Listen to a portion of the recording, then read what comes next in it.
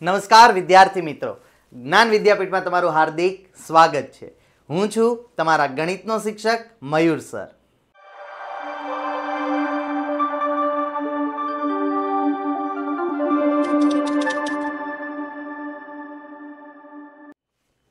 આજે આપણે ધોરણ 8 ની અંદર ચેપ્ટર નંબર 11 સમપ્રમાણ અને વ્યસ્ત પ્રમાણની વાત કરવાના છીએ કે સમપ્રમાણ અને વ્યસ્ત પ્રમાણ શું છે. ખૂબ ઇઝી ચેપ્ટર છે અને આના દાખલા પણ ખૂબ ઇઝી છે. ચેપ્ટર શરૂ કરતા પહેલા એક નાની એવી ટકોર છે કે જો તમે હજી સુધી અમારી ચેનલને સબસ્ક્રાઇબ જે વિદ્યાર્થી મિત્રોએ નથી કરી એ સૌપ્રથમ સબસ્ક્રાઇબ કરી દો, વિડીયોને લાઈક કરી દો અને તમારા મિત્રો સાથે શેર કરી દો. વધારે વાત ન કરતા ચાલો આજનું આપણે ચેપ્ટર શરૂ કરીએ.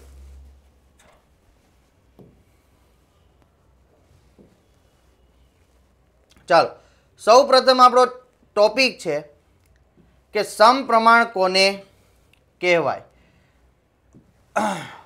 સમપ્રમાણ છે શું? સૌથી પહેલા એક સાદી ભાષામાં સમજાવું તમને કે સમપ્રમાણ કોને કહેવાય. સમપ્રમાણ એટલે કે સરખું. એક બાજુ વધારો થાય ને તો બીજી બાજુ વધારો થતો હોવો જોઈએ, મતલબ બે બાજુ સરખું થતું હોવું જોઈએ. ન સમજાણું? ઉદાહરણ આપું. સમજો કે એ કોઈ એક પેન 5 રૂપિયાની આવે છે, તમે 10 રૂપિયાની પેન ખરીદો તો કેટલી પેન આવશે? 2. 5 રૂપિયાની એક છે તો 10 રૂપિયાની કેટલી આવશે? 2. પણ હું 20 રૂપિયાની ખરીદું છું તો કેટલી આવશે? 4. મતલબ પૈસા વધાર્યા તો પેનની સંખ્યામાં પણ શું થાય છે? વધારો. તો પૈસા જેમ જેમ વધે છે એમ પેનની સંખ્યા પણ વધે છે, બે બાજુ વધારો જોવા મળ્યો તો એને સમપ્રમાણ કહેવાય. ઓફિશિયલી એની વ્યાખ્યા શું છે કે જો બે રાશિ એક્સ અને વાય, બે રાશિ એટલે શું? અહીંયા મેં જો 1 રૂપિયા લીધા હતા હમણાં ઉદાહરણમાં અને એક મેં અહીંયા સંખ્યા લીધી હતી. આવી કોઈ પણ બે રાશિ હોઈ શકે. સમજો કે મેં 1 કિલો ખાંડ લીધી. 1 કિલો ખાંડમાં ખાંડના દાણા કેટલા આવ્યા? આપણે એપ્રોક્સિમેટલી લઈએ કે 5 ગુણ્યા 10 ઘાત જેટલા દાણા આવ્યા. હવે હું 2 કિલો ખાંડ લઈશ તો ખાંડના દાણા વધશે કે ઘટશે? વધ્યા. કિગ્રા પણ વધ્યું, બે બાજુ વધારો જોવા મળ્યો.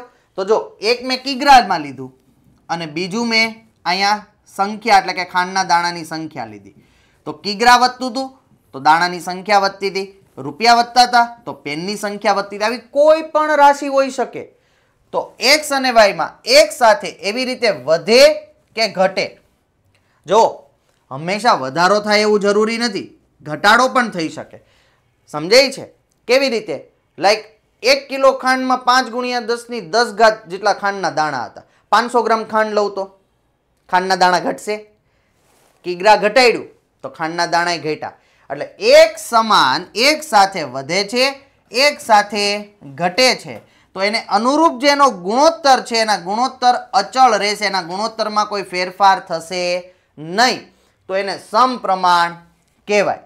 એક્સના છેદમાં વાય બરાબર કે આ સંખ્યા હંમેશા સમાન રહે અને એ સંખ્યા કેવી હોય? ધન સંખ્યા હશે. આ ક્યારેય માઇનસમાં હશે નહીં. તો એક્સ અને વાય બંને એકબીજાના સમપ્રમાણમાં છે તેમ કહી શકાય. એના માટેનું સૂત્ર છે x1 ના છેદમાં y1 is equal to x2 ના છેદમાં y2. આ એક સૂત્ર યાદ રાખો. આના ઉપરથી જ બધા આપણે દાખલા ગણવાના છે. એકદમ ઇઝી છે. બે જ સ્વાધ્યાય છે આમાં. એક આખો સ્વાધ્યાય સમપ્રમાણ ઉપર છે, એક સ્વાધ્યાય વ્યસ્ત પ્રમાણ ઉપર છે. બે સૂત્ર આવડે એટલે આખું ચેપ્ટર આવડે. એકદમ ઇઝી છે. અહીંયા ધ્યાન ખાલી તમારે આપવાનું છે. પેન અને નોટબુક સાથે લઈને બેસવાનું, ગણતું જવાનું એટલે આન્સર મળતા જાય આપણને.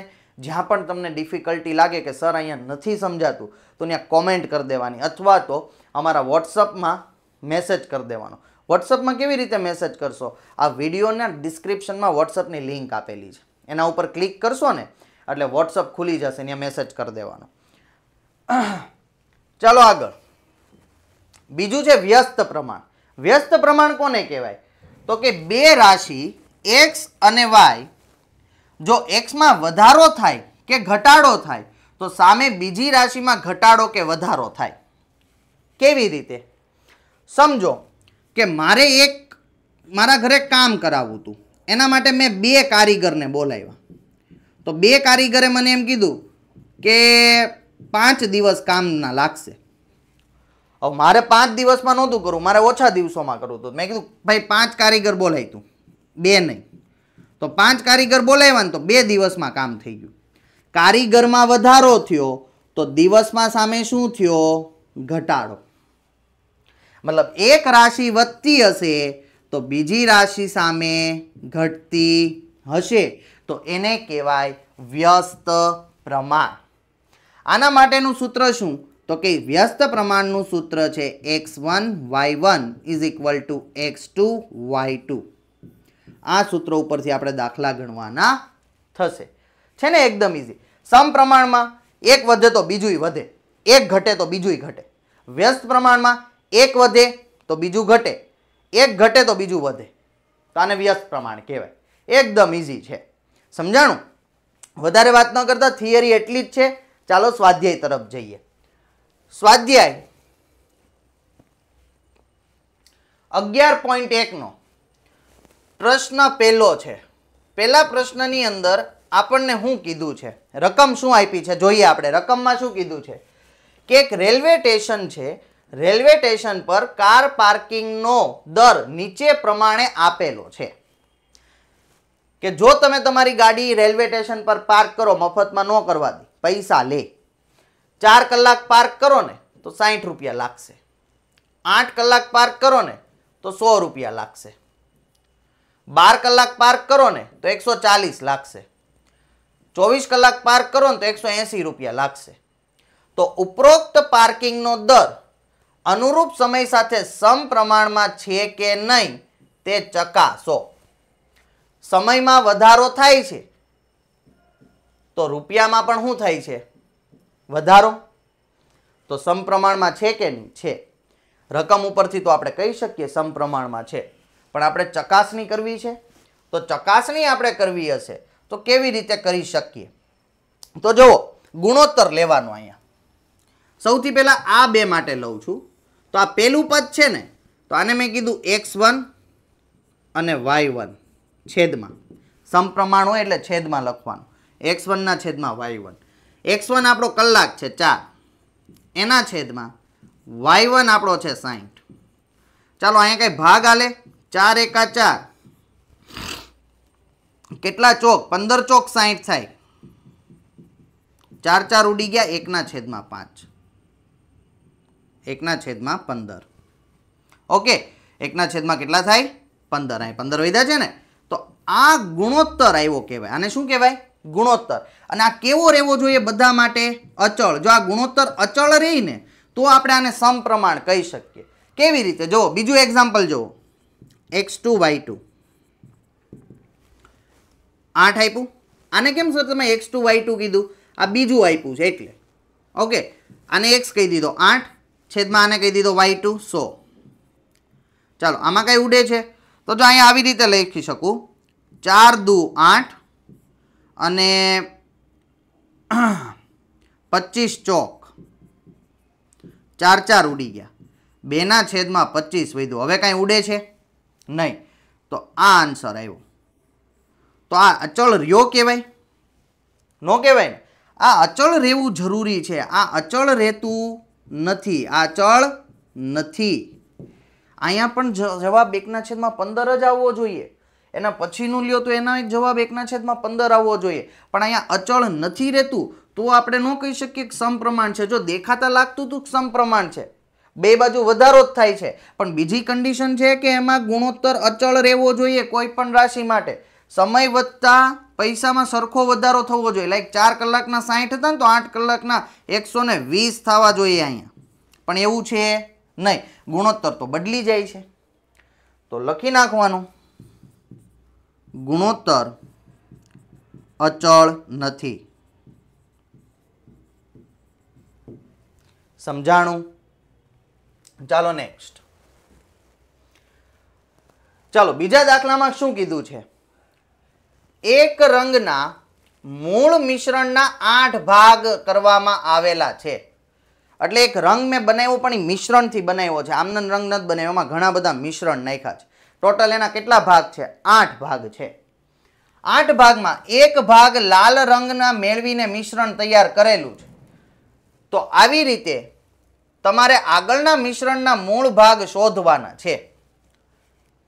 નો સમજાણી રકમ? અહીંયા ધ્યાન આવો, જો કોષ્ટક આપેલું છે, લાલ રંગ પેલા 1 ભાગ લીધો, પછી 4 ભાગ લીધા, પછી 7 ભાગ લીધા, પછી 12 ભાગ લીધા અને પછી 20 ભાગ લીધા.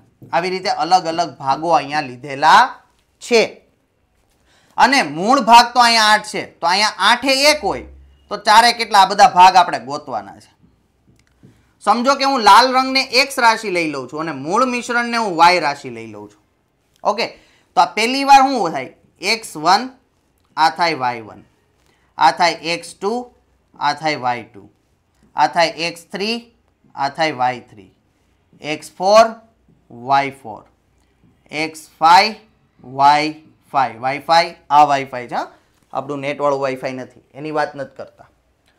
ચાલો આપણે માની લઈએ કે આ સમપ્રમાણમાં છે, એટલે સૂત્ર લખશું x1 ના છેદમાં y1 બરાબર x2 ના છેદમાં y2.